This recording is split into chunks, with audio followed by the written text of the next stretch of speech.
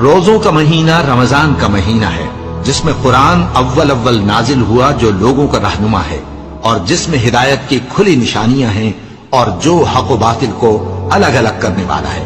تو جو کوئی تم میں سے اس مہینے میں موجود ہو چاہیے کہ پورے مہینے کے روزے رکھے، اور جو بیمار ہو یا سفر میں ہو تو دوسرے دنوں میں روزے رکھ کر ان کا شمار پورا کر لے۔ اللہ تمہارے حق میں آسانی چاہتا ہے اور سختی نہیں چاہتا،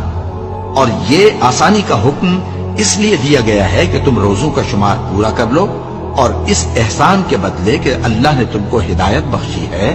تم اس کو بزرگی سے یاد کرو اور اس کا شکر کرو۔ اور اے پیغمبر، جب تم سے میرے بندے میرے بارے میں دریافت کریں تو انہیں معلوم ہو کہ میں تو تمہارے پاس ہی ہوں۔ جب کوئی پکارنے والا مجھے پکارتا ہے تو میں اس کی دعا قبول کرتا ہوں۔ تو ان کو چاہیے کہ میرے حکموں کو مانیں اور مجھ پر ایمان رکھیں تاکہ نیک رستہ